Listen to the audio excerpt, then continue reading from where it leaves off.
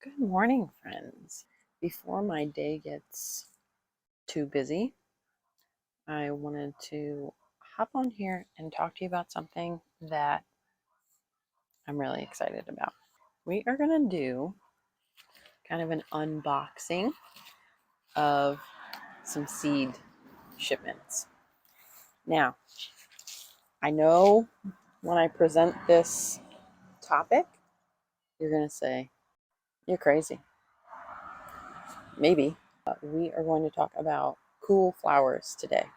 Cool flowers are a class of flowers that are considered hardy annuals. You plant them every year, or I plant them every year. You might not. I plant them every year, but they are hardy to my zone. So if you don't know what zone you are in, look it up. That tells you a bit about when you can grow things, when you shouldn't grow things, and gives you some information that will be useful if you are choosing seeds or plants to grow in your garden or landscape. I am in zone 6B here. Lower numbers mean colder zones.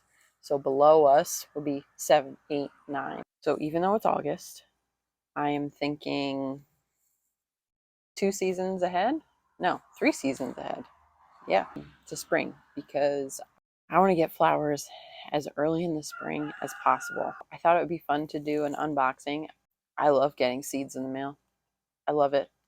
I don't think I have any like extra things. Maybe there's extra prizes. I don't know. This is like the adult version or my version of a prize in a cereal box. Like, I love it. My ultimate goal is to get like a hat or a t-shirt in my seed order. maybe maybe next year. We'll see how many pumpkin seeds I need to order. Let's get started here. So I've got seeds from Select Seed, the Gardener's Workshop. Actually, there might be something in there. There might be some swag. Can't wait. And Johnny's. Even though I'm always looking for new stuff to grow, I have certain varieties that I want, and I specifically search them out. I'm not just like walking through the website with no idea of where I'm going. That's how you waste a lot of money. I am going to go in alphabetical order because I am a nerd. And we're going to start with the Gardener's Workshop. Guess I should have had a scissors. Oh well. I don't use a letter opener on letters. I'm not using one now because guess what? I got letter openers at the ends of my arms. Oh yeah. Got a pen. These pens really are the best though. They are.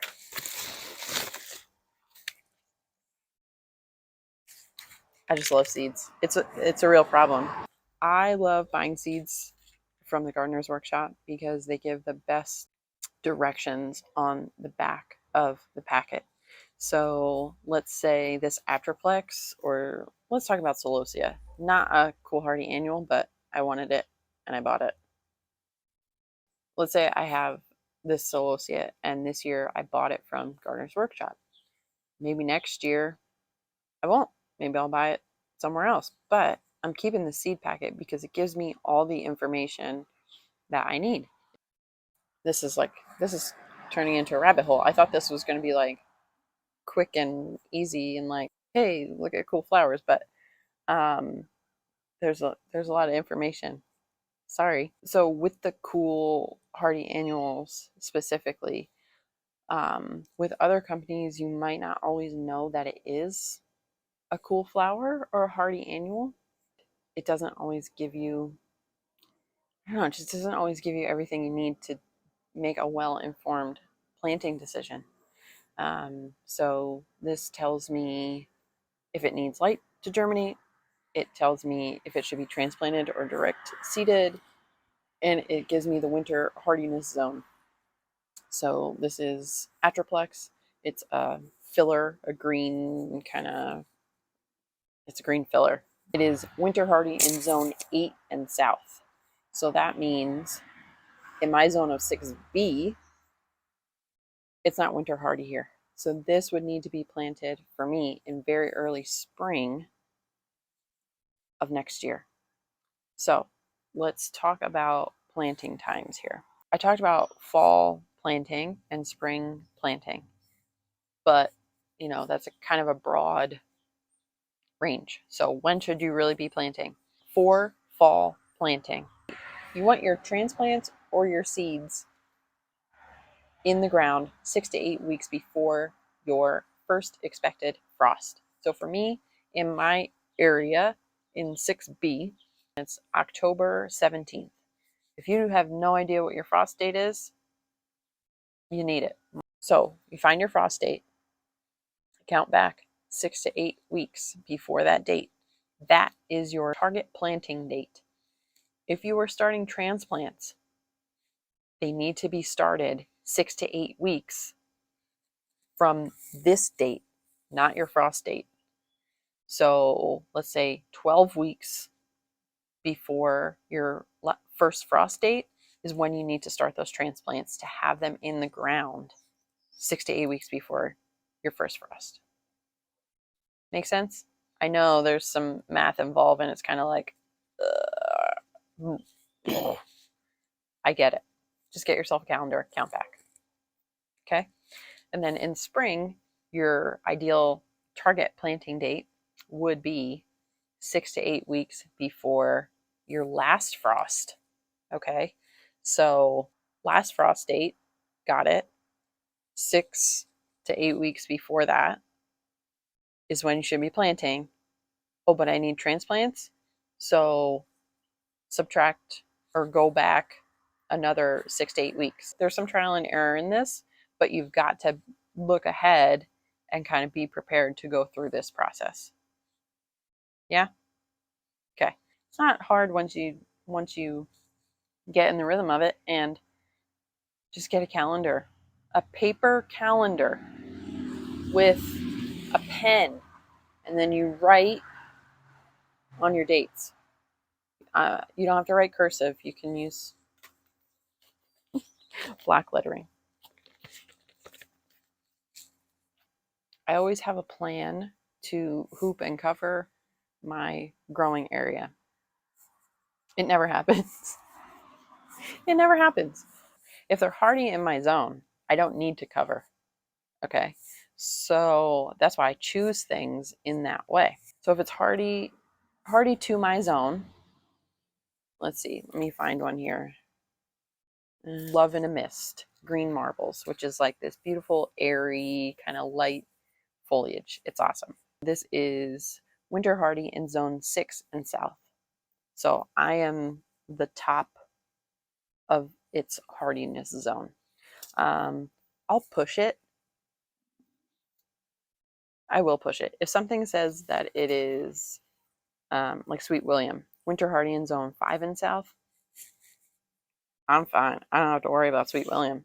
He's going to be just fine all winter on his own. He doesn't need me to hold his hand. Oh, that rooster. That rooster just sounds like it needs a pot to sit in.